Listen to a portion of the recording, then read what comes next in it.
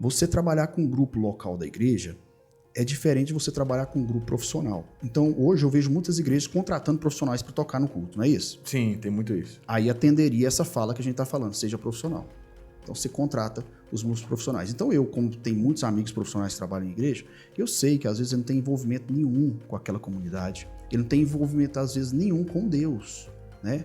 Eu lembro de um maestro que foi contratado para uma igreja grande lá em Goiânia, que eu encontrava ele muitas vezes, assim, bêbado, né? Ébrio, nos bares lá. E domingo ele estava ministrando na igreja lá, tranquilamente. Por quê? Porque ele era só um profissional dentro da igreja. E realmente ficava super bonito a ministração dele. Atendia profissionalmente. Uhum. Agora, uma pessoa que tem um amor por Cristo, às vezes ela não vai ter o mesmo cuidado musical, né? Porque ela nem tem essa capacidade, ou às vezes ela divide com a profissão dela, um dentista talvez, que divide o tempo dele ali dedicando ao Senhor para a música. Quando você vai para dentro da igreja, você vê que atende mais a necessidade em relação ao louvor do que em música. Mas eu prefiro. É um negócio que eu tenho, lá na minha igreja, eu tenho preservado isso. É o valor da pessoa com amor envolvida. É mais do que um profissional envolvido. Então,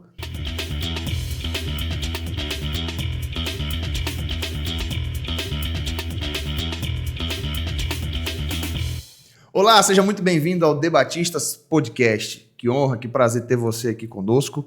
Hoje nós vamos falar sobre um tema muito especial, sobre música e sobre o cristão que é músico. E a gente está recebendo aqui hoje Léo Araújo. Seja bem-vindo, meu amigo. Obrigado, Natan. Obrigado aí, gente. O convite.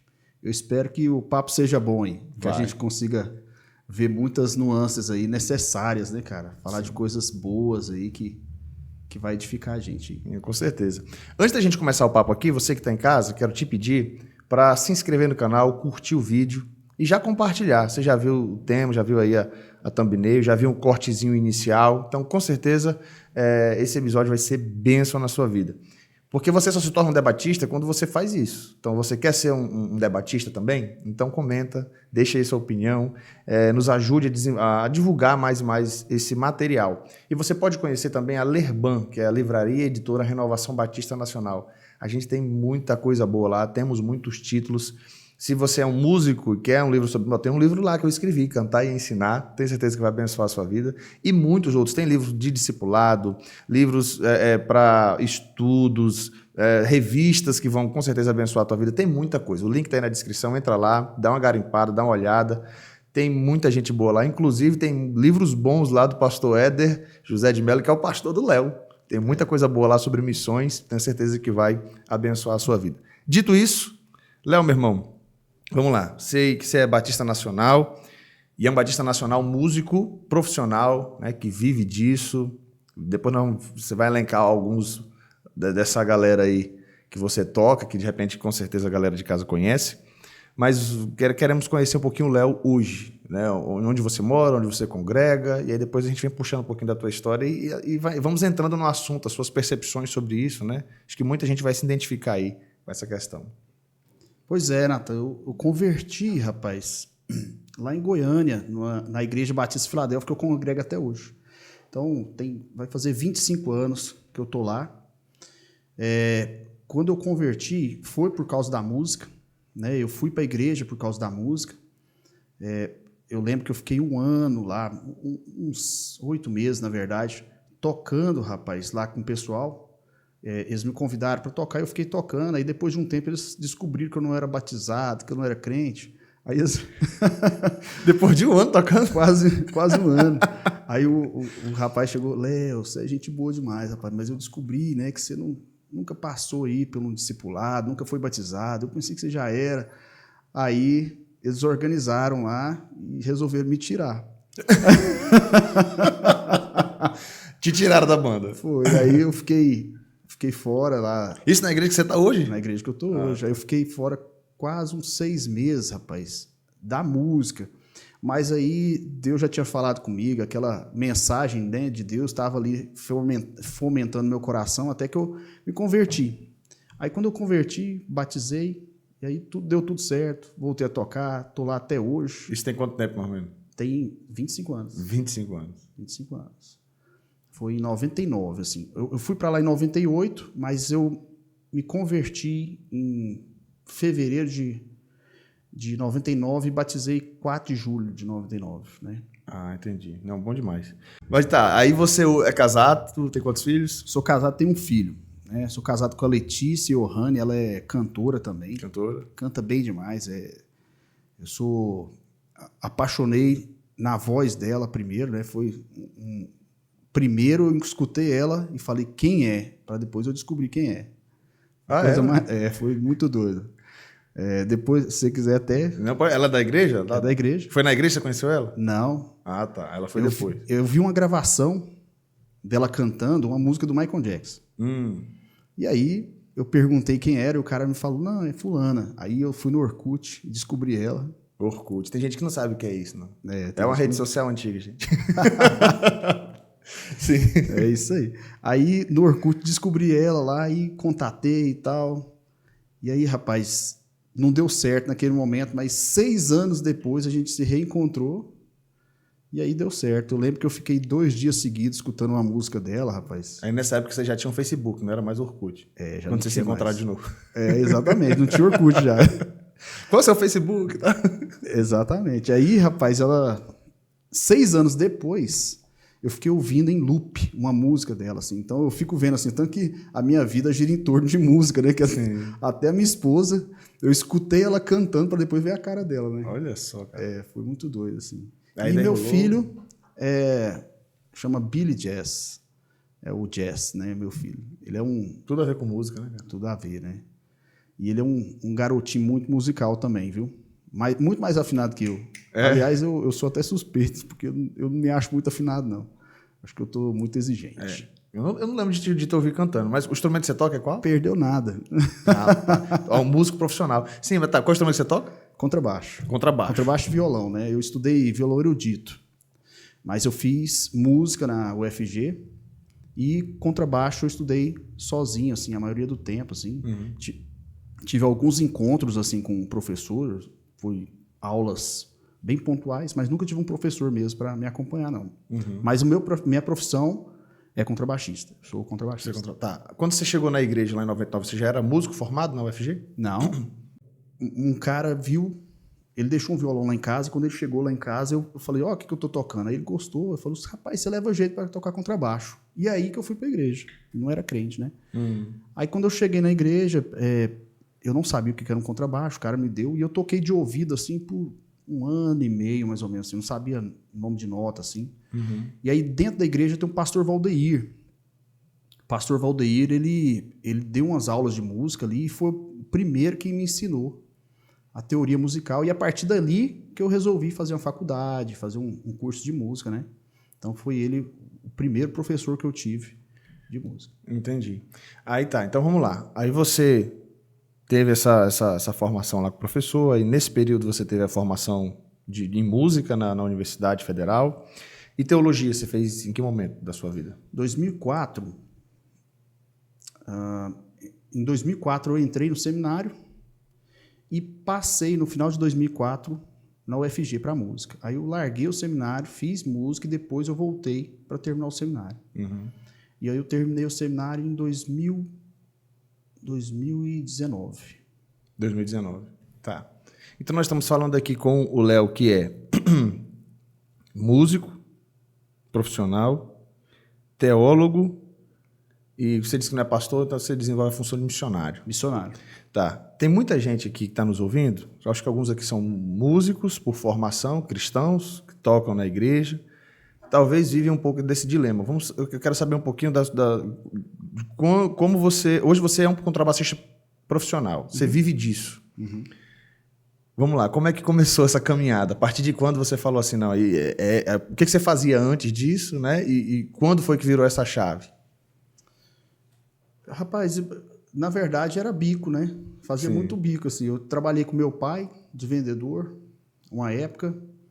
Aí depois eu trabalhei numa lavanderia também, uma época. Não tinha uma profissão exatamente. Agora, como músico, começou por um acaso, mas ao mesmo tempo começou muito certo, assim. Quando eu vi que eu queria ser músico, eu já falei assim, então eu preciso olhar como que é um músico profissional. E aí eu fui direcionando toda a minha profissão para ser um músico profissional, né? No caso, a faculdade, ela veio porque eu sei que a faculdade abre portas diferentes para um músico profissional. Então, um músico é autodidata, ele vai ter um limite de mercado. Então, quando você faz uma faculdade, você abre um pouco o campo de mercado, né? Inclusive para concurso público, para pegar algumas escolas que exigem diploma, essas coisas todas, né? Então, a faculdade foi mais por isso, assim, não foi nem por questão de... Eu não fui para a faculdade pensando na formação em si. Entendi. Porque dava para eu ter formação diferente. Como eu vejo um punhado de músicos excelentes, são formados de forma diferente do que uma faculdade.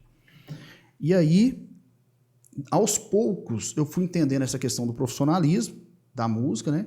E fui me organizando para ser profissional da música. Então, você tinha que ter algumas coisas, tanto a formação, mas também você tinha que ter uma disciplina de estudo, um bom equipamento, né? Você tinha que atender o mercado no sentido até de figurino, você tinha que ser interessante para o mercado também, no quesito de ser um produto, a pessoa olhar para você e ver um produto, não só a sua música. Então, ele entender que o Léo tem um valor mais do que musical. Né? Então, tudo isso passou pela minha formação para ser um profissional. Entendi. É interessante quando você fala assim, eu imagino que talvez agora com essa sua fala, talvez alguns pensaram assim, como assim? O Léo, crente, teólogo, missionário, um produto. Talvez a dificuldade de enxergar, assim como tem o médico, que ele vai, se ele fosse posicionar profissionalmente, né, ele tem uma estética que ele precisa desenvolver. Né? O médico, o engenheiro, seja qual for a profissão, você se torna um produto. Aí se você eu quero me posicionar nas redes sociais, então você tem que se posicionar dessa forma. Se eu for eu sou um concursado do governo, tem é um produto, você se posiciona de alguma forma, né? Então o músico também, igual a gente estava falando aqui, né, sobre o músico cristão. Na realidade não é o músico cristão, né? É o cristão que é músico, é o cristão que é médico, o cristão que é professor, o cristão...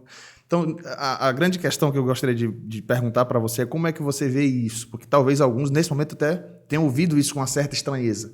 Parece que a música é quase que uma coisa naturalmente religiosa. Parece que não existe neutralidade. Ou ela é de Deus ou ela é do diabo. Então, se você é um profissional da música e não está tocando no culto, naturalmente está tocando para o diabo. Às vezes algumas pessoas pensam assim, como é que você consegue enxergar essa neutralidade? Como é que isso funciona para você, no meio em que você vive? Como é que isso funciona? Quando você vai pensar na formação total do homem, né? Aí você entra no sentimental. E a música é muito sentimental. Aí o sentimental, ele acaba muito envolvido com o religioso. Tanto é que nós temos um punhado de doutrinas aí, talvez não vou falar todos porque eu não me lembro, mas a maioria que eu lembro aqui agora, elas são erradas porque elas são baseadas no sentimento, né? E aí você fala assim, a música é sentimental, e você tem muita doutrina religiosa baseada no sentimental, né? Que acaba você colocando a música como algo religioso. Porque ela também é muito sentimental. Então aí traz esse ar de que ela é muito religiosa. E quando você vai tratar como música no sentido mesmo natural dela, ela é uma física, né? Que mexe com as ondas sonoras. E aí quando você está falando disso aí, você mexe com tanta coisa... Porque você sabe de tratamentos médicos aí que trabalham com ondas sonoras, são efetivos, assim, que as pessoas sabem da efetividade deles, né? E não é nem de musicoterapia que você está falando, está falando de... Tem a musicoterapia, mas você está falando de outras também, né? Que envolve essa questão da onda sonora e tal. Exatamente. Se eu não me engano, eu não posso até ser leigo aqui, mas o ultrassom tem a ver com isso, né? É a questão do... Que aí o som gera uma imagem, né? Algo nesse sentido. Exatamente. Né? Você tem as ondas... altas, né, ultrassonoras, assim, que você consegue fazer imagens delas, assim, né. E quando você vai falar de onda normal de física, aí você organizando essas ondas vira música. Então, a música é uma organização mesmo das ondas sonoras de alguma forma e do silêncio, obviamente, né, você tem som e silêncio dentro da música. Então, você organiza essas ondas sonoras ali que é físico, é plenamente físico. É como você organizar qualquer coisa da física. É você fazer uma estética de qualquer coisa física. Então, quando você vem fazendo essa organização sonora, das ondas sonoras, isso é pura matemática, assim, né? Não tem muito sentimento. Só que ela mexe com algumas coisas dentro da gente que provocam o nosso sentimento, né? Entendi. E quando você estuda isso, eu lembro que eu fiz um curso de trilha sonora. E quando você vai fazer trilha sonora de filme, trilha sonora de qualquer coisa, você está manipulando o sentimento das pessoas o tempo todo com música, né? Então você faz ali uma mudança de som pensando assim, eu vou gerar essa sensação na pessoa. Se você pega uma cena e troca a trilha sonora dela, você consegue gerar sensações completamente diferentes, né? Verdade. Tanto é que os sitcoms, aqueles episódios, né, tipo Chaves, tem aquelas risadas no fundo. Já é para motivar isso. Exatamente. Né? Que às vezes a piada, sem aquelas risadas, ela não teria a graça que tem. É muito mais engraçado quando alguém tá rindo lá no fundo. A praça é nossa, né? Sim. Então, todas essas... dentro que você vai trabalhar com som, de alguma forma você consegue trabalhar também os sentimentos. Isso é perigoso, né, cara? E aí, é uma das coisas que eu falo até no meu livro, a primeira parte que eu falo lá é a música como ciência, essa compreensão de que a música ela tem esse poder. Aí, nesse caso, no meu caso, eu vou focar na questão da cognição, né? Como ela é importante para reter conhecimento que está sendo proclamado a partir daquelas linhas melódicas ali, né? Mas é como você falou, mas ela vai funcionar para terapia e muitas outras coisas. E aí, nesse caso, a pessoa pode utilizar isso para o mal. E às vezes, eu imagino a gente assim, com esse medo que a música, do perigo da música, às vezes esquece também do poder positivo da música, né, para a utilização. Inclusive os reformadores, você vê Lutero, que utilizou a música de maneira extraordinária, positivamente, para impulsionar a reforma. Calvino já era mais restritivo. Ou seja, eu até falo sobre isso no livro, mas ele percebe o poder que a música tem, mas não que ele proíba a música, ele diz, não, vai ser cantado, mas só as músicas que estão na Bíblia, os salmos e tal, os outros cânticos ali, mas da Bíblia. Então, assim, ele entendia esse perigo que a música tinha. Mas, por outro lado, a gente também precisa observar o potencial, né, a positividade que a música exerce, pensando nela nessa questão científica, e por ser também científica, de alguma forma, atinge a gente, seja na cognição, seja nas emoções, por aí vai, né? Mas, para você, como é que você diferencia hoje, pensando assim, o Léo profissional do Léo da igreja? O que é que você consegue extrair do Léo profissional para o Ministério de Louvor? Você é líder do Ministério de Louvor na sua igreja, né? Sim, desde 2005. Pronto. Então, como é que você consegue fazer isso? Eu fiz um podcast aqui com o Atilano Moradas, e uma das coisas que ele falou aqui no podcast, no bate-papo, né, ele falou, agora o conselho maior é, sejam profissionais. Mas em que sentido, né? Ele fala, profissionalismo no sentido de que seja alguém responsável com aquilo que você faz. Aí, por outro lado, alguém nos comentários falou, né, profissional em que sentido? É profissional de vender o que você está fazendo ali? Então, eu entendi o contexto que ele falou, né? Porque eu quero saber o que você leva, o que você instrui a galera que te segue, porque a maioria ali está servindo mesmo, tem outras profissões, mas estão ali servindo com o talento que eles têm e tal. Como é que você faz isso? O que você consegue manejar de lá para cá, né? O Léo servo aqui na igreja, como é que você consegue diferenciar isso aí? Eu entendo demais. A fala dele é uma fala que a gente que é músico escuta muito, né? Seja profissional.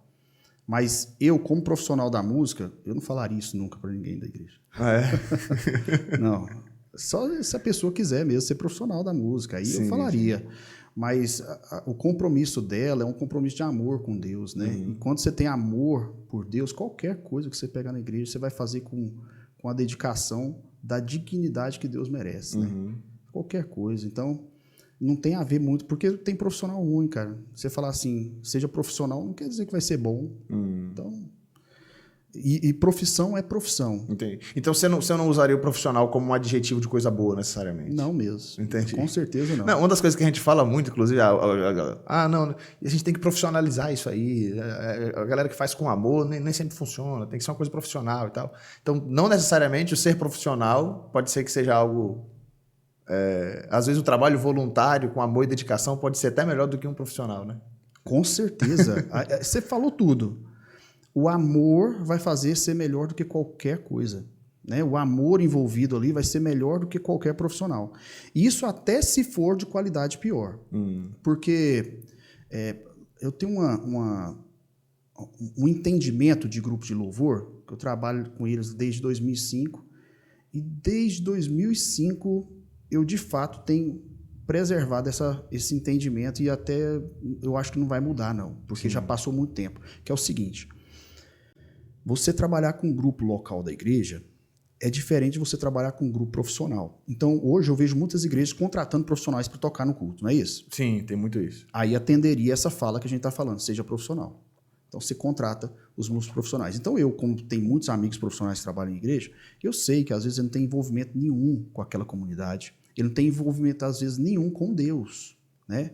Eu lembro de um maestro que foi contratado para uma igreja grande lá em Goiânia, que eu encontrava ele muitas vezes, assim, bêbado, né? Ébrio, nos bares lá, e domingo ele estava ministrando na igreja lá, tranquilamente. Por quê? Porque ele era só um profissional dentro da igreja.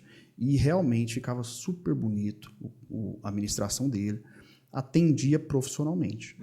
Agora, uma pessoa que tem um amor por Cristo, às vezes ela não vai ter o mesmo cuidado musical, né? Porque ela nem tem essa capacidade, ou às vezes ela divide com a profissão dela, um dentista talvez, que divide o tempo dele ali dedicando ao Senhor para a música. Quando você vai para dentro da igreja, você vê que atende mais a necessidade em relação ao louvor do que em música. Mas eu prefiro. É um negócio que eu tenho, lá na minha igreja, eu tenho preservado isso. É o valor da pessoa com amor envolvida. É mais do que um profissional envolvido. Então, se pudesse remunerar esse pessoal, eu acharia bom, não acharia ruim. Não é um problema isso. Mas o ponto mesmo é de amor. A dedicação para o louvor tem que ser um amor por Cristo. Eu tenho que amar Jesus demais, e isso vai me fazer eu tocar o melhor que eu consigo. E às vezes não é o melhor que as pessoas querem, né? E ao mesmo tempo você vai ensinando isso para as pessoas dentro da igreja, que a vida com Deus é justamente isso. É você dedicar o melhor, até na música. Isso é o seu livro, né, que chama Cantar e Ensinar. Eu achei fantástico esse nome, porque a música, ela ensina em todos os âmbitos, né? Você pega... E é justamente isso. Quando você tem um grupo de louvor que é formado por pessoas que amam Jesus, a informação que você vai passar para a igreja de ensino é que o amor, ele é maior do que a música boa. É mais importante você ter amor na música do que você ter músicos bons. Cara, é interessante esses conceitos que você está trazendo, desenvolvendo aqui, nos fazendo refletir sobre isso, sobre essa questão mesmo do profissionalismo, né? Teve o irmão Kleber, ele faleceu já, ele era o líder de louvor da igreja em que eu pastoreava em Macapá. E a gente trocava muita ideia, ele, mestre de capoeira, ele era, e ele falava isso para o Ministério de Louvor e falou para mim agora, pastor, eu estou convicto, eu tenho falado isso para o Ministério de Louvor, nós não somos voluntários. E eu falei, assim, porque um linguajar que eu trabalho é o voluntariado. Tipo, o que você está falando? Tecnicamente, né? Na igreja, nós estamos lidando com voluntários na ideia de que aquela galera não é remunerada. Então, são voluntários. Mas ele falou assim, eu estou inculcando na galera que eles não são voluntários. Deus deu um talento para eles que não deu para todo mundo. Então, eles têm o privilégio. Eles têm, ao mesmo tempo, o privilégio, mas eles também têm uma responsabilidade como ministro de louvor. Então, se eles ficarem encarando aquilo como voluntariado, eles não vão encarar a responsabilidade que aquilo exerce, que aquilo tem, né? O talento que Deus deu para eles. Então, eles precisam entender isso como, né? Eles precisam entender isso como um chamado, eles precisam prestar contas a Deus, à igreja, a tudo aquilo que eles têm desenvolvido ali com seus talentos, com as habilidades que Deus deu para eles. Então, se eles ficarem encarando essa ideia de voluntariado, de faz do jeito que quer, quando quer, como quer, é muito perigoso. E eu trocava, rapaz, é interessante essa questão dos conceitos, que eu acho que é parecido com esse conceito de profissionalismo que você trouxe, a questão do amor e tal. É isso mesmo, cara. Boa reflexão. Quando a palavra, né, ela, ainda que ela não esteja errada, mas talvez não seja melhor a palavra para aquilo, né? Ela tem uma outra conotação, talvez uma conotação mais profunda ali, né? Mas vamos lá. Mas o que você consegue... Então, como é que você consegue organizar essa galera? O pessoal olha para o nível do Léo e fala assim, poxa, eu sei que você está nesse tempo, uma galera talvez já tenha mais liberdade, né, de tocar com você e tudo. Mas como é que é isso? Você, às vezes, baixa o nível para tocar com a galera? Como é que funciona isso na prática lá? Bom, lá está funcionando Talvez assim, eu conheço muita gente que chega lá e fala assim, esse não é o modelo que eu quero, porque não está perfeito. E para mim, esse é o modelo para mim que está perfeito. Tá. Quando não está perfeito, é o modelo perfeito. Por quê? Eu até estava conversando isso com o meu pastor, o pastor Éder, né? Que a gente precisa ter lugar para os pueris, né? Para as crianças, para elas... Quando eu falo criança, não é de idade, eu falo as pessoas que estão aprendendo. Estão começando ali, né? Dentro da igreja, eu preciso ter lugar para elas. E isso tem que estar no Ministério de Louvor também. Então, lá tem um pessoal que toca bem. Hoje, lá na minha igreja, tem alguns que são profissionais também, como eu, que vivem de música, né? E, inclusive, a minha esposa, né? E eles lá, eles tocam com o pessoal que está começando. Né? Então, por exemplo, eu acabei de entregar mais uma escala do semestre para eles, eu faço escala de semestre lá, e numa das escalas está lá um tecladista com outro tecladista, são 2 tecladistas num grupo. Só que um dos tecladistas, ele vai participar de todos os ensaios e vai tocar quando ele se sentir seguro para tocar. Então, esse que toca melhor, ele já tem essa noção de que ele está sempre... tocando com alguém que é inferior, mas ele não vai reduzir, não. Porque eu entendi, assim, você tipo assim, pisar um pouco no freio para dar uma acompanhada ali, né? Acontece, às vezes, disso acontecer... Acontece, às vezes, disso acontecer, é muito redundante, né? Mas acontece, às vezes, da necessidade de você discernir o nível e falar assim, cara, até aqui eu dou segurança para ele. E aí ele vai conseguir tocar o melhor dele. Por quê? Porque aí eu também vou tocar o melhor meu. Porque a partir do momento que eu não vou respeitar o limite dele, vou passar o limite dele, a música toda vai ser atrapalhada, e aí o que eu estou entendendo é que eu aí não estou num nível acima. Eu, na verdade, não desqualifiquei. Tem um ditado que é muito interessante, que é assim, quando você ultrapassa o alvo, você também erra. Né? Então, se você tá com a flecha... pega antes, você errou ela, mas se você ultrapassa também, você erra. Se a gente pensar num time, o cara que tem muita habilidade, mas quer jogar sozinho, não vai funcionar. É isso. Ele precisa tocar a bola, ele precisa fazer a triangulação, ele precisa tocar para receber na frente. De alguma forma, então, você precisa de trabalhar em equipe, né? E entendendo o limite do cara. Então, se você faz um lançamento que o cara não consegue acompanhar, por mais que o seu lançamento seja lindo, nossa, eu sou ótimo de lançamento, olha lá, ninguém pega meu lançamento.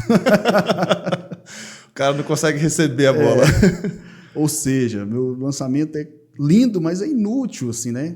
Pensando na utilidade dele mesmo. Enfim, aí lá é isso, assim, a gente trabalha tanto com os que estão começando, quanto que já sabem alguma coisa e nesse nível profissional. Então, às vezes, eu recebo músicos profissionais lá na igreja e eles ficam muito felizes com a equipe, porque ele pega uma equipe bacana, ele fala assim, nossa, essa equipe é boa, hein, rapaz, para uma equipe de igreja e que é voluntário, né?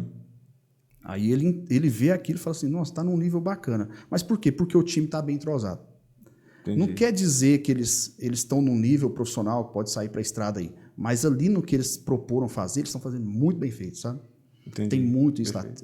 Tem um grupo lá que é bem interessante. Eu vou até citar o nome que lá são divididos por líderes, né? Cada grupo tem um líder. É o Léo Viana. É meu xará. Meu xará. Cara, companheirão, braço direito meu lá. O Léo Viana, rapaz, ele precisou fazer ensaios extras. Então, ele tem um ensaio lá no dia da administração, mas ele faz, acho que 2 ensaios antes de chegar nesse ensaio, antes da administração. E aí você vê que eu nunca exigi isso dele, mas ele entendeu que o time dele precisa disso para tocar a bola bem. Entendi. Precisa ensaiar mais e tal. Outras bandas não precisam tanto desses 2 ensaios. Precisa, eles só não fizeram. Tá o recado aí, viu? Fica a dica. Não só para a IBN Filadélfia, de Goiânia, mas para outros aí também. É isso aí. Então vamos lá. Como é que você faz, então? Como é que existe a sua cobrança dessa galera? Então você deixa meio que livre então essa equipe, que você falou assim, tem uns que precisam. Partiu dele essa questão desses 2 ensaios. É meio que uma vez por mês que essas bandas tocam? Esses grupos? Hoje está de 40 em 40 dias. Então tem uma galera boa lá, né? São 7 grupos. Mas de 2005 para cá já teve tempo que era uma galera só no batidão? 2005, todinho, o ano inteiro, foi uma equipe só. Uma equipe só. E acho que é a realidade de muita igreja, assim, tem uma equipe só para tudo, né? Aí quando não tem a equipe reunida no domingo, no culto de terça-feira tem aquele irmão no violão, recorre um no teclado ali, quando dá, quando vai. Eu fui o Severino lá muitas vezes. Ô, Severino! Né? Meio de semana era contigo. Era. Não, naquela época o ritmo era menor. Hoje que a gente tem muita coisa, né? Sim. Então sempre teve alguém comigo, mas nunca, o grupo nunca tinha passado. Em 2005 o grupo nunca passou de 6 pessoas. Então era 2 até 6. Raramente ficava um sozinho, mas tinha 2 pessoas até 6. Aí a partir de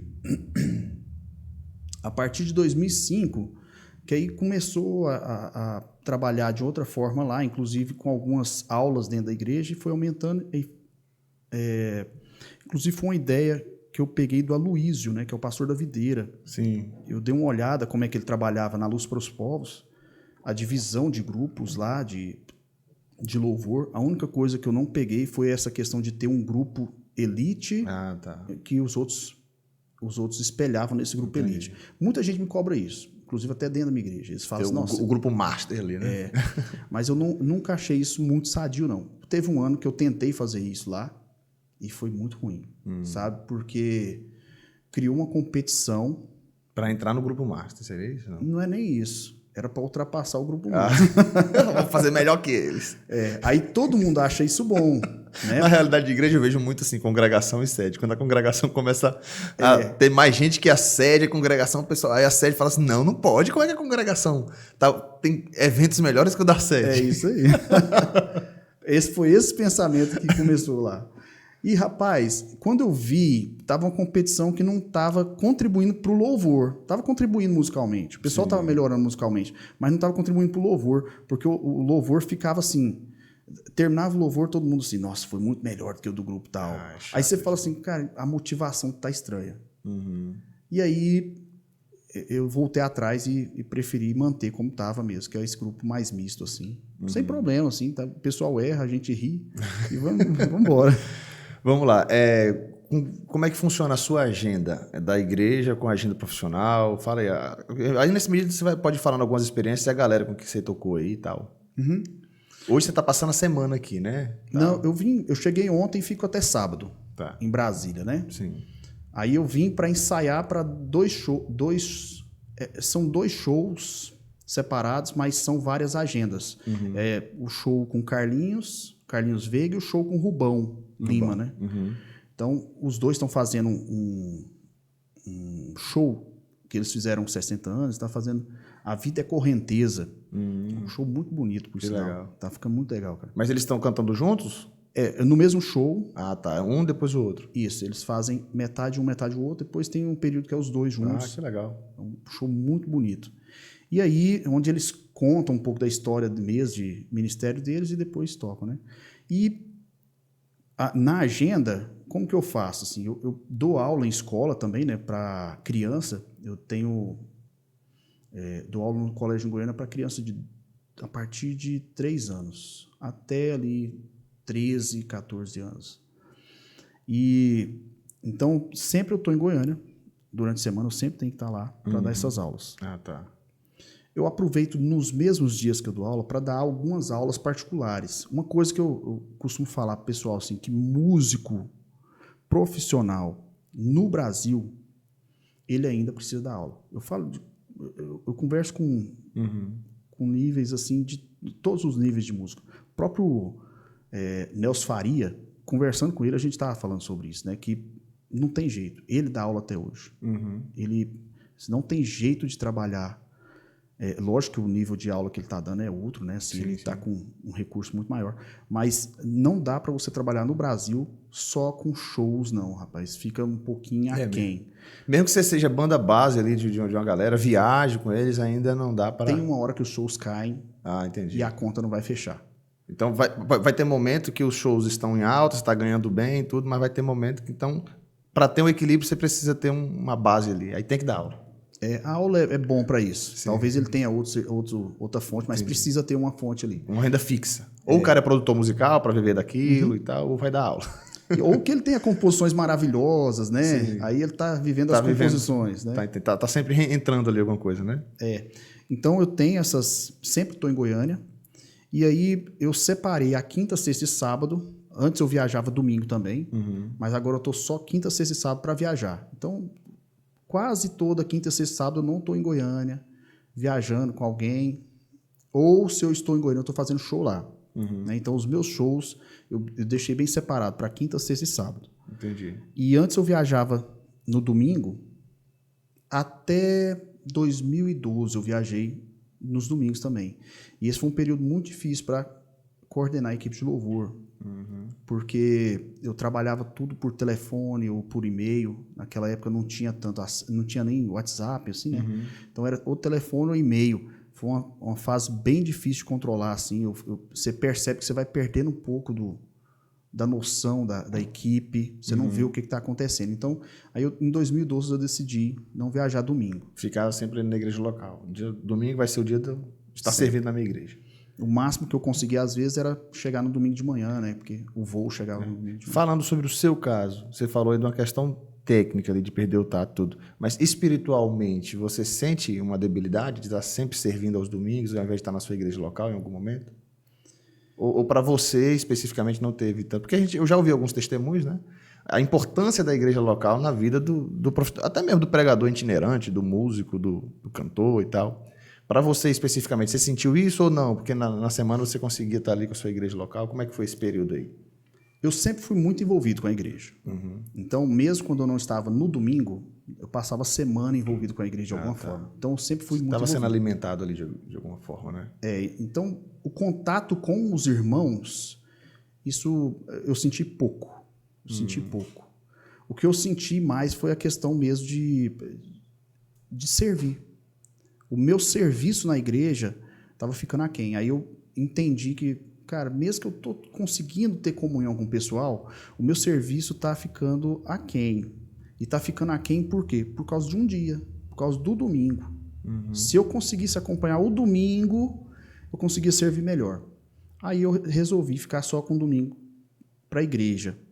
Começou assim, eu reduzi as viagens, então na maioria das vezes eu chegava domingo pela manhã. Né? Eu pegava o voo na quinta ali e ficava viajando. Quando chegava domingo, pela manhã eu estava na igreja. Domingo, meio-dia, eu estava em Goiânia, participava só do culto à noite, domingo à noite. Depois eu consegui também ficar pelos domingos pela manhã. Então é bem raro eu não participar dos dois cultos de domingo hoje. É bem raro, assim. Eu praticamente fico, eu tento sempre organizar para participar. Então nós estamos falando aqui de um músico profissional. Talvez algumas pessoas, rapaz, o cara é crente, olha só, ele é músico, mas é crente. Acontece. Não, porque nós estamos falando de alguém que vive da música e que geralmente os shows vão acontecer nos finais de semana, eu acho que em grande parte, e assim, as igrejas convidam, na grande parte, acho que assim, é no domingo. Então, assim, hoje você já tem isso, uma cultura estabelecida, mas no começo deve ter sido um pouco difícil você estabelecer isso, ter que recusar convites, talvez bons convites, né, que poderiam te render, continuar rendendo financeiramente, status também, para poder cumprir esse propósito. Teve muito disso? Em 2013, Nathan, que foi, eu falei para você que até 2012 foi quando eu decidi. Em 2013, em janeiro, eu lembro que eu tive que tomar uma decisão muito difícil. Sim. Que foi assim, eu orei ao Senhor. Falei, Senhor, eu preciso estar nos domingos na igreja. Então me dá uma estratégia. O Senhor é bom de estratégia, né? Melhor que a gente. Me dá uma estratégia, Deus, para eu ficar aqui. E aí eu comecei a orar e Deus foi me abençoando, assim, mandando pessoas. Eu não fui atrás delas. Deus foi me mandando pessoas em Goiânia que me supriam a carência das viagens. Uai, que legal. Meu salário baixou muito, né? Em questão financeira, assim, baixou muito. Mas eu nunca tive falta de nada. É um negócio impressionante, assim, como que Deus... Aliás, é um negócio até impressionante, assim. Eu falo com minha esposa, assim, o que a gente vive não condiz com o que a gente recebe. Então, a gente... Tenha um cuidado de Deus nisso, assim. Eu percebi que eu não estou recebendo mais, mas não me falta nada, assim, financeiramente falando. E o único motivo que eu teria para continuar fazendo o domingo uma agenda, era financeiro. Porque todos os outros eram pontos negativos, como a gente estava falando aqui, que é da comunhão com a igreja, do serviço na igreja, até do ensino, né? Que a escola bíblica minha, ela é domingo pela manhã. E para mim, eu considero o melhor culto da igreja, a escola bíblica. Então, até nisso, assim, era tudo positivo. O único ponto que eu iria perder era no financeiro. E realmente perdeu, caiu muito meu salário. Mas eu não sinto falta de nada. Deus me supre em tudo, cara. Assim. Então, em 2013, você fez essa oração, pensando na questão da provisão, e Deus foi colocando. Foi aparecendo pessoas. Eu lembro que uma escola me procurou e ela falou assim, ó, eu te vi tocando em tal evento e eu queria que você viesse dar aula aqui. E é uma escola caríssima em Goiânia, sabe? Ela tem só milionários, assim. Eita. Aí, iria remunerar bem, então, o professor. E pagava um salário assim, bem melhor do que qualquer escola. Eu não sei ao certo, não vou dizer isso, mas muita gente falava que era o melhor salário que tinha de professor em Goiânia. Então, se você quisesse receber bem, você tinha que ir para aquela escola. E você recebeu esse convite assim. E ela me chamou. Olha como Deus faz, né, cara? E ela nem precisou levar o currículo lá. Nenhum, cara. Nenhum. Ela me viu tocando em algum lugar e pediu. E aí eu fui lá, só que quando eu cheguei lá, foi tão interessante, cara, porque as aulas foram de menos. Eu realmente dei aula lá e ganhava, mas os relacionamentos que eu criei ali dentro foram relacionamentos assim que abriram tantas portas. Eu lembro que Deus fez a gente fez uma parceria com o Projeto Amar, né? Sim. Que é um projeto da MPC, Uau, que legal, cara. Que começou com a MPC e hoje está com a Seara, né? O Projeto Amar hoje é da Seara. Uma associação da presbiteriana. E aí, com esse Projeto Amar, a gente fez uma parceria com essa escola e a gente começou a atender 100 crianças carentes. Toda semana a gente dava aulas de música lá para eles. E nesse projeto, o planejamento, a implantação toda foi eu que fiz, através dessa escola. Que bacana. Então, assim, eu entrei na escola pensando assim, vai me suprir financeiramente, e quando eu vi, eu estava fazendo obra de Deus também, né? Ali dentro, uma edificação de famílias, assim, né? Sim. E aí entra naquele primeiro ponto que você falou, assim, que é do cristão que é músico, e não do músico cristão, exatamente, sim. Né? Antes de você ser músico, você é cristão, né? Isso o pessoal lá é de alta classe. Então, quando eles viam a necessidade da carência social do pessoal, eles ajudavam financeiramente para bancar aquilo, só que aquela organização era uma organização de uma igreja, então aquela igreja estava sendo suprida por um pessoal muito rico de Goiânia, que que nem era crente. Na verdade, eles até depois vieram reclamar para mim que o pessoal só tocava música de igreja. Eu falei assim, mas qual que é o espanto? O negócio é dentro da igreja. Né? Então, não veja o espanto nisso. Né? Então, você já utilizava ali como uma estratégia evangelística também. Então, né? Muito bacana. Então, assim, cara, é muito bom ouvir esse teu testemunho. Como eu falei, nós estamos falando de um músico cristão que abriu mão de uma questão financeira. Deus fez a provisão, fez até melhor, porque junto com a provisão já vinha esse senso de alegria de poder estar servindo no reino. O que eu observo é exatamente o que Jesus falou, né? Não, lá em Mateus, no Sermão da Montanha. Não andem ansiosos, que comeremos, que beberemos, com que nos vestiremos. O Pai sabe que vocês precisam disso aí. Busquem, pois, o reino de Deus em primeiro lugar, e essas coisas lhes serão acrescentadas. Ou seja, comer, beber e vestir vai ser acréscimo quando você coloca o reino de Deus como prioridade. Né? E o reino de Deus aqui, como a gente está falando, não é só o servir na igreja local em si, vai para além, porque quando você coloca o reino de Deus como prioridade, você pensando na igreja local, já trouxe um projeto social que te realizou bastante, né? Cuidando daquelas crianças, ensinando aquelas crianças. Acho que fica um recado aí para quem quer viver de música, essa compreensão, não só para quem quer viver de música, né? Mas a sua profissão como um todo, você colocar o reino de Deus em primeiro lugar. Isso, inclusive, eu falo muito isso para os jovens onde eu vou ministrar, que essa questão de ter visão no reino é exatamente isso. Às vezes o cara ele tem capacidade, potencial para fazer o melhor curso. No caso, a gente pode... Acho que a nota de corte hoje no Enem é medicina, né? A maior, assim, digamos assim. Então, o cara tem condição de passar para medicina, e aí ele vai lá, tira 900, 940 na nota dele, que seria de 1.000, o cara tira 940. Aí os pais dele falam assim, você pode fazer medicina em qualquer lugar do Brasil. Ele fala, pois é, mas eu queria fazer pedagogia. Nossa. Você imagina, nota de corte de pedagogia, 450. Aconteceu né, comigo. 500, aconteceu. Aconteceu comigo, cara. Conta essa experiência, como foi? Não, eu passei na primeira fase para engenharia, rapaz, e quando foi na segunda fase eu tava muito triste. Eu tava muito triste, assim, de fazer a segunda fase e eu meio que me sabotei, rapaz. Por quê? Porque você não queria engenharia. Eu não queria, mas era o curso que meu pai queria. Meu pai, Sim. até pouco tempo, ele tocou nesse assunto de novo. Mais de 20 anos atrás, assim, ele tocou nesse assunto aí. Ele falou assim, eu queria, mas é lógico que eu vou te apoiar naquilo que você quer, né? Falou isso pra mim, assim. Aí o cara falou, vou fazer música. Aí pronto, é o desgosto. Foi, cara. Quando eu falei de fazer música, muitos sorrisos acabaram. Cara, você pode ser engenheiro, né? Eu quero ser músico. Eita. Porque o músico, o cristão que é músico, além da dificuldade da profissão, ainda tem o preconceito, né? Tem essa questão. Você, tipo assim, você não. Como é que você vai tocar com essa banda? Vai fazer isso? Então, assim, o professor, pelo menos, não tem esse preconceito, digamos assim, né? Não, o professor ele pode ensinar em qualquer lugar. Agora, o músico tem essa questão, né? Tipo assim. Até onde você vai tocar, com quem você vai tocar, como é que você vai fazer isso. Então, você tem essa dupla questão. A questão do valor que você recebe, financeiro, e a questão do valor como profissão dentro do meio cristão, né? Como que o músico vai se viver disso. E aí eu quero aproveitar e falar assim, quais as bandas que você já tocou, porque você toca para banda gospel, mas você também toca como profissional em outras bandas também, faz gravação, você falou de trilha sonora que vocês fazem e tal, né? Mas diz aí pra gente as bandas evangélicas aí que você já tocou, algumas, né? Ele falou no começo que Natan tinha que anotar aí. Eu tinha que anotar pra lembrar, rapaz. Mas você falou que PC Baruch foi uma das Foi melhores. a melhor, cara. Conta essa experiência aí pra gente. Eu toquei uma vez com o Paulo César Baruch, mas ele é um músico muito organizado. Sim. Né? Ele, além de ser uma pessoa fantástica, assim, ele é um músico muito organizado. E ele traz uma pecinha-chave, que é o técnico de som dele. Ele viaja, ele e o técnico de som. O cara, Jodi, eu já falei pra ele, eu amo aquele cara. Tem como fazer uma cópia dele, Ctrl-C, Ctrl-V?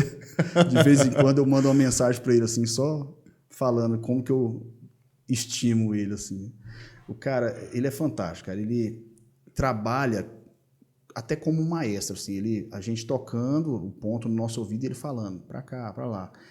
E até o Paulo obedece às ordens dele. O comando, né? lá. É muito bacana, assim. É muito organizado, cara. O Paulo César, ele além de ser um ótimo músico em si, as músicas dele são muito bacanas, assim, muito bem organizadas. Ele realmente encara aquilo com muita excelência e faz melhor do que um punhado de profissional que eu já toquei. Eu falo que foi a melhor banda que eu já toquei. E eu já toquei com bandas demais. Foi a melhor banda que eu já toquei, foi com eles.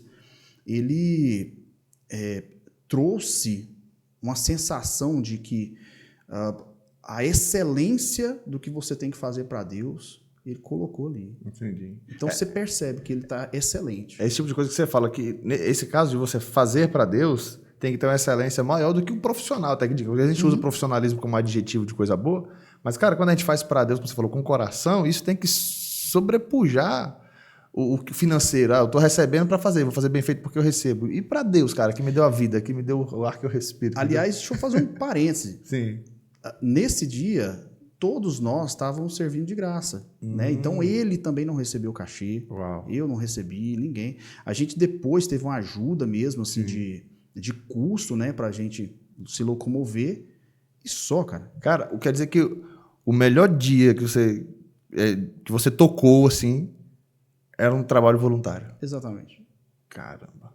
E já toquei muita coisa profissional bacana, assim.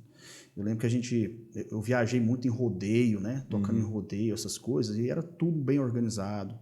Era shows, assim, muito grandes, mas não foi bom quanto esse dia. Entendi. Né? E que evento era esse? De rodeio? Não, esse evento com Paulo César Baruch que você tocou. Foi o Prós e Canto, que acontece em Anápolis. Né? É um evento, um festival. Eu arrisco dizer que seja o maior festival de música cristã que está tendo no Brasil. Viu? É mesmo, pô. É. Eu tenho que... acontece todo ano? Todo ano. Ele Tem já que ir lá ver esse próximo aí. Umas 20 edições já.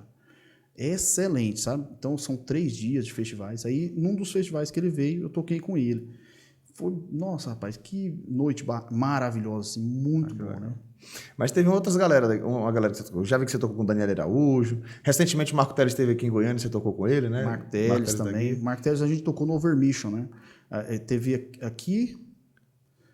Você tocou com ele no Overmission. Recentemente aí o Vermission lotou aqui em Brasília. Depois se o pessoal acessar aí vai ver no vídeo lá, né? Não mostra eu. Né? Porque era ele e o Dagui que ficou no palco ali, né? O Dagui com a guitarra. Não mostra eu. Mas você tá lá, aquele som grave. Muito legal, cara. Aquele grave lá é você que tá fazendo, o baixo.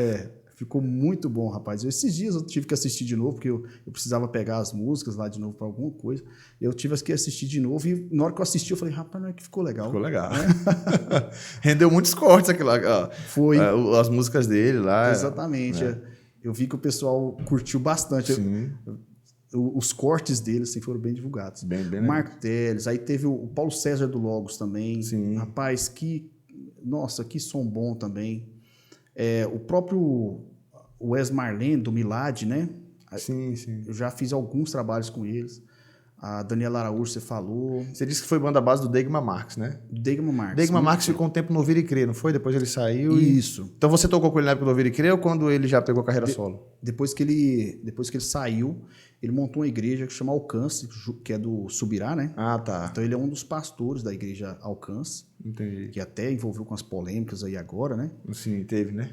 E aí o Degma, que rapaz é um dos pastores mais sérios que eu já conheci. Eu tenho muitos elogios ao Degma, assim. Foi uma fase muito boa com ele. A gente viajou junto, eu não lembro mais, vai ser uns 3 ou 4 anos, eu não lembro. Inclusive um dos discos dele eu gravei. Não lembro se foi 1 ou 2. Não lembro, acho que é Lugar Secreto. Eu acho que tem um Lugar Secreto. Eu acho que é Lugar Secreto. Que foi o que você fez. Não tô me recordando aqui agora, não. Eu lembro que eu tive um CD dele. Teve outro do Ouvir e Crer, que eu acompanhava, na época do Ouvir e Crer, várias músicas que a gente cantava e tal. Mas Degma Marques, eu tô tentando lembrar aqui de uma música da época do CD. Hoje em dia, cara, é tanta música. Que Ele Cresça é o mais famoso dele, né? Sim. Que Ele Cresça, que na verdade chama Fidelidade? É aquele que Ele Cresça... Intimidade. Eu diminuo esse? Ela tem outro nome, não tô lembrado, mas todo mundo conhece ela como Que Ele Cresça. E olha que interessante, o Que Ele Cresça é muito interessante, porque quando eu peguei o disco o Degma falou assim, vamos viajar, essas aqui são as músicas. Ele me deu um punhado de disco, e aí eu fui pegando as músicas dele, tinha que pegar todas, né, assim, era um prazo assim, de 2, 3 dias, pegava tudo pra gente viajar. E eu fui escutando e tal. Na hora que chegou nessa música, aí o nome lá do compositor, Helenildo. Aí Helenildo? Eu falei, cara, eu só conheço o Helenildo, que tem a cara dessa música. Aí eu perguntei pra ele, falei, rapaz, esse Helenildo é o Zeri? Aí ele, Aí eu, cara, essa música é dele, rapaz. E quem é o Helenildo, o Zeri? Quando eu tava começando, rapaz, ele é um carioca. E aí, quando eu tava começando, ele um dia falou assim, Léo, Deus falou para eu te dar um livro. Aí ele me deu um livro de contrabaixo, de estudo de contrabaixo, do Jacques Pastores. Então foi um cara muito importante na minha vida. Na tua formação, né? Na minha formação. Ele é um baixista excelente. Hoje ele tem uma escola lá em Angra dos Reis, uma escola de louvor, lá em Angra dos Reis, esqueci o nome dela. Me perdoa aí, Zeri. Quando eu falei pro Degma que eu conheci o Zeri, que era um cara assim, que eu tinha contato, ele falou, cara, eu não conheço ele. Ou seja, o Degma gravou a música, mas não sabia quem era o compositor, não conhecia. E aí, rapaz, o Zeri, o Degma me falou uma coisa que aquilo mexeu comigo, rapaz. Ele falou assim, eu tenho separado um dinheiro dos direitos autorais para entregar para ele, mas eu não sei quem é ele. Uau. Cara, de anos. Aí eu falei assim, não, eu tenho contato. Aí passei o contato e os dois conseguiram. Olha só, e ele passou esse dinheiro, cara. Olha só, você vê o nível de... O caráter, né? A dignidade do Degma. Foi uma coisa que me impressionou, cara. Foi uma coisa que me impressionou. Eu falei assim, cara, que diferente, rapaz. Sim. Nenhum outro que eu conheci teve esse cuidado. Assim, né? Hoje em dia, eu acho que as coisas meio que, na hora que você vai registrar música, já coloca o compositor, acho que as coisas vão se... vai chegando para cada um já mastigadinho, se eu não me engano, né? O Spotify. Mais tranquilo. Mas na época do ECAD, eu acho que eles iam no compositor, não sei como mas esse recolhimento. O YouTube ainda não faz essa divisão. Não faz não ainda. Não. É só o dono do canal que recebe e o cara tem que fazer lá a divisão natural. Entendi. E eu não vou falar números aqui não, mas no YouTube ele ganhava bem com essa música. É mesmo, cara. E ele separava a parte do compositor. Separava. Que legal. Que legal. Aí, como banda base que eu me lembro, agora foi o Degma. Eu não vou lembrar. Tô terrível, assim. Mas você tocou com a galera aí? Com bastante gente, assim. Você já chegou a tocar com o Nívia Soares? Alguém da... Com a Nívia Soares toquei. Nívia. André Valadão? Tocou com o André Valadão? Não, rapaz. Não. o André, eu não conheci ele. Nunca conheci. A Nívia, rapaz... A Nívia eu toquei, mas eu lembro que até que minha mãe é fã dela, assim, por isso que eu lembro dessa situação. Assim, que é quando a gente foi tocar lá em Goiânia, eu levei minha mãe para conhecer ela. Mas acho que tem cara como músico, né? Tem uma galera aí que, às vezes, também de nichos específicos e tudo que... Às vezes já teve caso de você, alguém te chama para tocar, aí você nem conheceu o fulano, depois você vai ver que ele era famoso? Teve, cara. Teve alguns casos assim. Quer ver? Deixa eu lembrar quem, assim, rapaz. Mas eu lembro que eu já peguei no susto, assim. Quando eu cheguei, o público era enorme. Eu falei, nossa, mas quem é esse cara? Recebeu o convite ali, ó, toca aqui com o fulano, as músicas são essas e tal. Pegou e quando foi ver, o cara tinha... O Sérgio Saz, cara. O Sérgio Saz, do Raiz Coral, foi assim. Eu fui... Me falaram, você vai tocar com o Sérgio Saz. Eu, não sei quem é não, manda as músicas. Quando eles mandaram as músicas, amei as músicas. Falei, cara, que bom essas músicas, que bonito e tal. Aí quando eu fui tocar, um auditório cheio, lotado, eu falei, uai, quem é esse cara? Era conhecido. Era conhecidíssimo, né? Ele ficou mais conhecido depois que ganhou aquele programa lá na SBT. Sim. Eles ganharam um programa lá e ficou mais conhecido. Eu até esqueci ainda. o nome. Mas, rapaz, foi um dos caras mais afinados que eu já vi, pessoalmente. Ele é impressionante, cara. Né? Ele é impressionante. Eu falo, assim, teve alguns casos, assim, de performance musical que me hipnotizavam, assim, ó. Ele era um, cara. Na hora que eu vi ele cantando, eu falei, meu Deus. O cara é bom. Que bonito, cara, que bonito. Que bacana, Léo. A gente já está caminhando aqui para o final do nosso papo. Gostaria que você deixasse um recado para os músicos. Você como líder de louvor, a gente meio que mesclou um pouquinho aqui, né? Essa parte do Léo servo, do Léo voluntário, do Léo profissional. Então acho que ficou bem divididozinho o programa. A gente começou nessa parte mais igreja e finalizamos assim nessa parte mais profissional, como você tem vivido. Eu gostaria que você deixasse para a gente aí um duplo conselho para os caras que atendem na igreja de maneira amadora, no bom sentido da palavra, né? O cara que ama e faz aquilo, mas não faz de maneira profissional.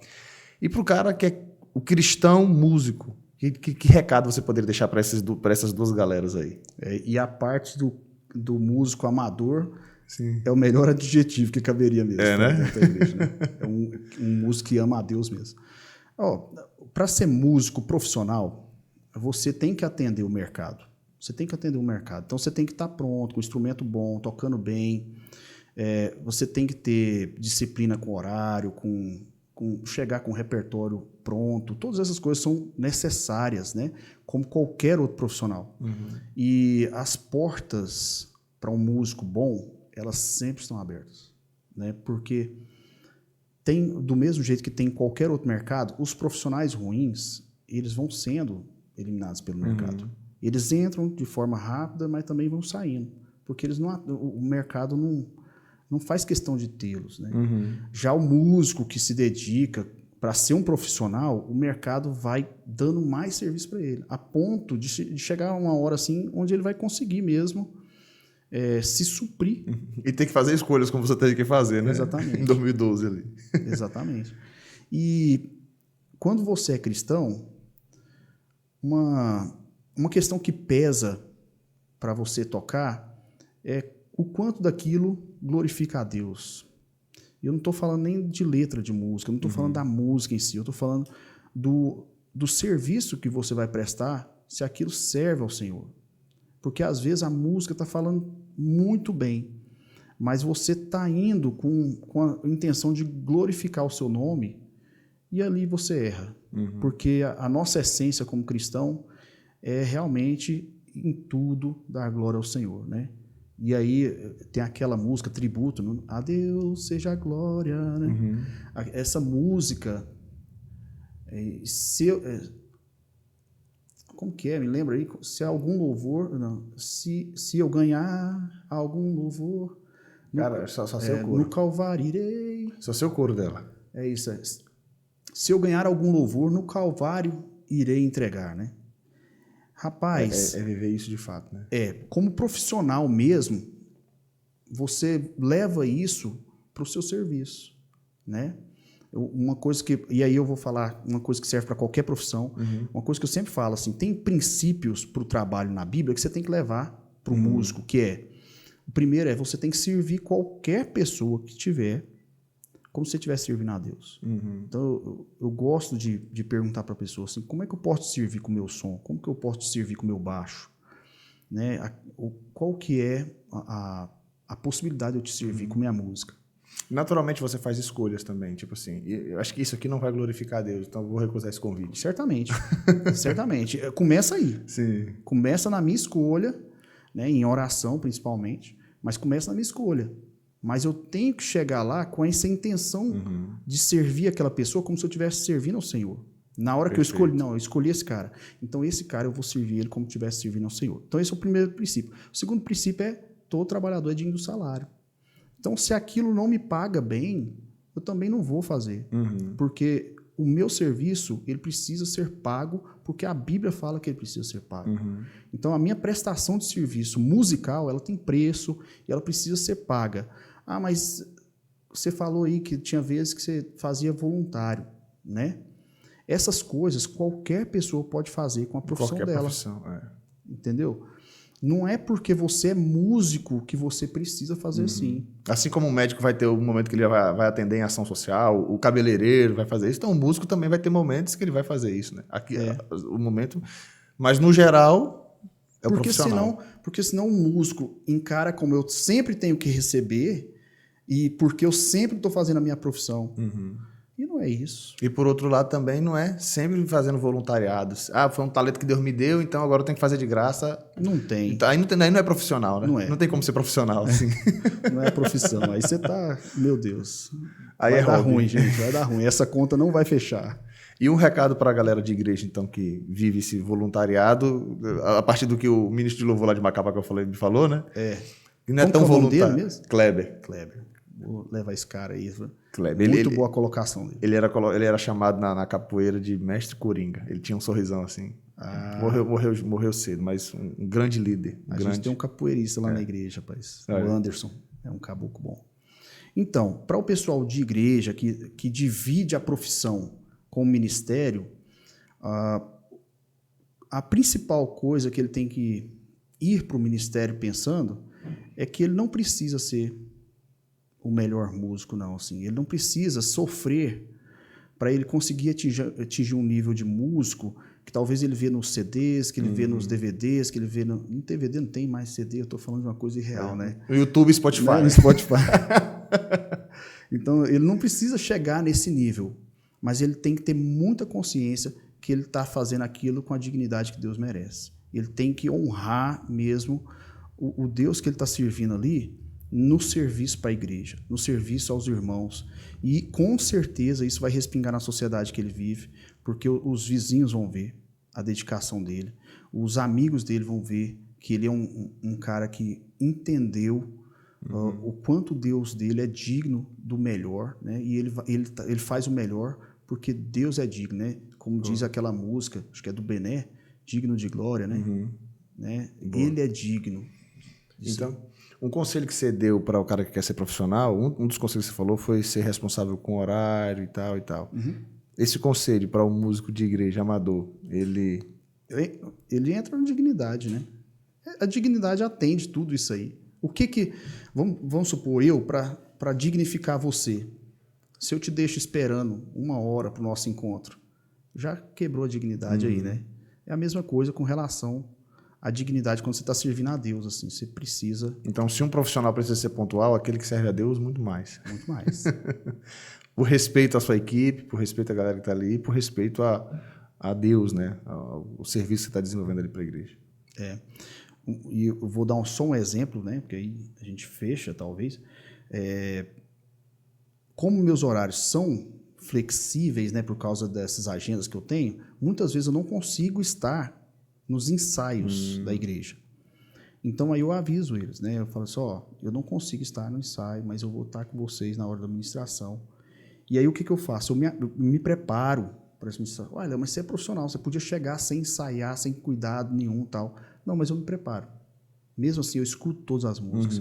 Quando eu escuto, eu não presto atenção só no meu som, eu presto atenção na música inteira, o que as vozes estão fazendo, como que o baterista está conduzindo. Tudo isso, para mim, os pads, o som da guitarra, quais são os efeitos que colocou. Eu preciso prestar atenção em tudo isso, Porque tudo isso vai ser dignidade para Deus. E aí, quando eu chego para tocar com eles, na maioria das vezes é bem fácil de adaptar, porque primeiro que é minha profissão, mas também porque eu tive uma dedicação para chegar ali, mesmo sendo profissional, né? Entendi. Então, uma pessoa que não é profissional nesse aspecto, ela vai ter que se preparar tal qual, do mesmo jeito. A gente está falando de uma coisa que todo mundo sabe, mas às vezes não sabe por que faz, né? E o porquê é primeiro, porque você ama o Senhor, segundo, porque que você dignifica Ele com isso. Não, muito bom. A gente já vai finalizar, mas acho que uma coisa que é importante a gente fechar, uma importância muito grande que você deu foi a questão da escola dominical. E nós estamos falando de um teólogo, músico, né? Qual a importância do estudo bíblico para o ministro de louvor? O cara que não é teólogo e tal, a importância desse conhecimento para o ministro de louvor. O melhor conselho que eu dou é ler o livro do Natan. Olha aí, vamos fechar assim? É o melhor conselho. Ele vai falar muito bem sobre a necessidade do ensino, né? E a música, o músico na igreja, ele precisa saber o que ele está cantando, ele precisa saber do que ele está falando, né? Uma música que eu deixei de cantar lá na igreja e, graças a Deus, deixei mesmo, é o Bálsamo de Gileade, porque não fazia sentido nenhum pra gente. Eu nunca fiz análise dessa canção. É terrível, cara. Há um bálsamo em Gileade. Ninguém sabe o que é isso, mano. Ninguém sabe. Você pode perguntar aí, faz uma enquete aí com 10 pastores, meio vai saber mais ou menos o que é o negócio. Né? Lá fala sobre Gileade, mas eu nunca parei para analisar assim, com cuidado a letra da canção e as passagens bíblicas lá do Antigo Testamento que fala de Gileade. Né? Então, estuda a Bíblia, vai para a escola bíblica, vai para o seminário, para você ser um músico que canta verdades. Né? Não, isso é extraordinário. Ontem eu estava participando de uma reunião do Zoom com o Felipe Castelo Branco, do Canto das Escrituras. Ele falou sobre esse cuidado com a teologia, que é interessantíssimo de a gente fazer essas reflexões. E uma coisa que eu achei interessante que ele falou nem sempre as minhas análises, especificamente, vão estar 100% corretas e tal. Você pode discordar até de uma análise. O que a gente não pode é cantar qualquer coisa sem pensar, sem refletir e tal. Inclusive, lá na live, ele falou da música Ninguém Explica Deus, né? Que ele discorda da música Ninguém Explica Deus. Eu já acho legal a música Ninguém Explica Deus. Por que eu acho legal? Porque eu acho que ela está falando da imanência e transcendência de Deus, né? 2 temas assim teológicos. Ó. E eu, tão pequeno e frágil, querendo sua atenção, no silêncio encontro... dono de toda a transcendência de Deus. É porque tem alguns trechos que ele fala teologia para explicar, parece que ele está criticando a teologia. Eu não vejo isso como uma crítica à teologia. Eu vejo ele mostrando a limitação da teologia. Né? Teologia para explicar ou Big Bang para disfarçar. Olha, ele está até dizendo, o Big Bang seria uma ideia de disfarçar ali e tal. Então, assim, eu acho que ele está mostrando, na realidade, a grandeza de Deus, a transcendência de Deus. Mas não foi a melhor colocação. Poxa, mas a Bíblia também diz que... Tem alguns termos também que a gente precisa explicar, né? A Bíblia diz que Deus não se arrepende. Lá na frente tem um texto que diz Deus se arrependeu de ter feito isso. A gente fala, não, é que na realidade Deus está utilizando uma linguagem para falar com o homem e tal. Então, assim, às vezes o que eu quero fechar aqui é exatamente isso. O que a gente não pode é não pensar. A gente até pode discordar acerca de uma música ou outra. Eu pensei nessa música aqui, eu acho que ela não condiz com a minha realidade. Uma música que eu acho que não condiz com aquilo que eu teologicamente defendo mas a igreja será arrebatada num piscar de olhos, né?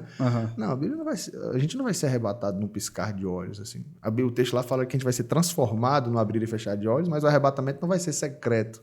Todo olho verá. Mas já tem gente que crê no arrebatamento secreto. Então, essa música, para uma igreja, ela vai fortalecer o ensino. Para outra igreja, ela pode contraditar o ensino. Então, assim, eu acho que a importância da teologia, do ensino, é isso. A gente poder refletir sobre essas questões e não cantar qualquer coisa de maneira acrítica, né? Eu posso esticar um pouquinho isso aqui? Bora, então. Os degraus que a gente tem na vida, eles precisam passar pela linguagem infantil, né? Porque nem sempre você pensou como você está pensando, com certeza. Mas você pensou para chegar onde você está pensando. Verdade. E é o que você falou, a importância de pensar. E aí o que acontece? Se você não tem música que às vezes seja significativa para certa idade na fé, você nunca vai conseguir ler Coríntios como Paulo quis escrever. Porque Paulo, ele não escreveu para Coríntios como uma igreja que já entendia plenamente a teologia. Ele escreveu para uma igreja que entendia as coisas de forma muito simples, como meninos da fé, como está lá. Verdade. E aí, tudo que você vai escrever musicalmente precisa ser de um nível teologicamente muito alto, você nunca vai atender os pueris, aqueles que estão começando. Então, você precisa ter música que fala assim, cuidado, boquinha, no que fala, o Salvador do céu está olhando para você, cuidado, boquinha, no que fala. Mas você também vai ter que ter algumas músicas, né, que vão ampliar seu entendimento, que vai falar de uma teologia realmente... mais profunda e tal. Quase inacessível. Nós temos um projeto solo. Para todo mundo. Colossenses, suas linhas de amor. Tem algumas canções assim que ela tem um nível de corte, pega uma galera muito grande, mas assim, profundas e tal, né? E eu não vejo uma melhor que a outra, viu? Eu tô falando isso só em níveis de degraus. Sim, perfeito. Mas elas são tão úteis em cada degrau porque dela. Elas vão servir dentro de um grau de crescimento espiritual, digamos assim, de conhecimento das Escrituras, de conhecimento de Deus. Não, isso que você fala, por exemplo, Romanos é altamente teológico. Exatamente. Olha que carta difícil, né? Aí você fala, se você só está escrevendo para um público de Romanos, você não atinge, às vezes, a galera de Coríntios ali, como você colocou. Exatamente. Né? Então é interessante isso aí. O próprio escritor aos Hebreus, às vezes, ele meio que faz uma crítica por conta do tempo, né? Ele vai dizer assim, vocês já deveriam ser mestres. Mas ele não está dizendo que aquelas pessoas não deveriam passar pelo processo inicial. Está dizendo que pelo tempo que elas já tinham, já deveriam ter crescido mais. Mas o leitinho é necessário, né? O problema é ficar muito tempo nesse leite, né? Mas perfeito. O Sóstenes Mendes tem uma figura para isso muito interessante. Que se você tem um bebê, aí você vai visitar a pessoa que teve o bebê, né? Ali com um mês, você fala, nossa, que bonitinho. Aí daqui a um ano você vai visitar e ele está do mesmo tamanho. Você falou, não cresceu nossa, mais. Bonitinho, né? Mas está do mesmo tamanho. Aí daqui 3 anos você olha, gente, vocês já pensaram em procurar alguém? Porque tem alguma coisa errada. É verdade. Isso aí vale para a nossa caminhada cristã, né? É respeitar os processos, mas como diz o nome, processo. Se você estagnou, aí não tem um processo. As composições cabem nisso, né? Bom, perfeito. Léo, meu irmão, muito obrigado. Eu que agradeço, cara. Gostei demais, viu? Foi muito agradável. Você é um cara agradável, viu, rapaz? Valeu. E você é um cara agradável. Deus conserve, né? Ele já chegou aqui, antes do nosso bate-papo, ele já falou assim, separa aí uns 8 livros que eu vou levar pra minha equipe de louvor. Eu falei, esse cara é legal demais. Mas a galera pode te seguir no Instagram, acompanhar um pouquinho lá do que você tem desenvolvido, né? Leo Araújo BX, né, no Instagram. Às vezes você vai ver, assim, eu sou bem afastado lá do Instagram, assim. Aí, mas podem falar que 2 dias depois, 3 dias depois, com certeza alguém vai te responder, nem que seja minha esposa. E sim, você ministra workshop, você tem já, ou é uma coisa que ainda não faz parte do seu... Já ministrei alguns, mas não tenho nada que eu fico efetivamente por isso, né? Mas se alguém quiser assim, poxa, eu gostei desse papo, quero levar o Léo lá na minha igreja para falar para os músicos, tranquilo, só entrar em contato aí com você, a gente pode deixar o WhatsApp aí? Pode, tranquilo. Então pronto. Tem uma oficina bem bacana que eu gosto de falar dela, que é Ritmos Brasileiros na Igreja. Né? Essa oficina eu já ministrei ela em algumas igrejas. Rapaz, é um negócio muito bacana, porque você vai falar um pouco da linguagem autóctone. Eu acho que é autóctone. Autóctone, né? Que seria uma coisa cultural, nativa, digamos assim. Né? Nativo, excelente palavra. Pronto, é isso aí. Quer levar o Léo na sua igreja? Tá aí o contato, o Instagram tá aí. Tenho certeza que você foi muito edificado com esse bate-papo. Então, aproveitando, já falei lá no começo, mas vou falar no final, se você ainda não curtiu, se você ainda não comentou, se você não compartilhou, você não está sendo debatista. Por favor, faça parte dessa equipe, faça parte desse grupo, compartilhe e eu tenho certeza que mais pessoas serão abençoadas assim como você foi. Muito obrigado por ficar conosco até aqui. Até o próximo Debatistas.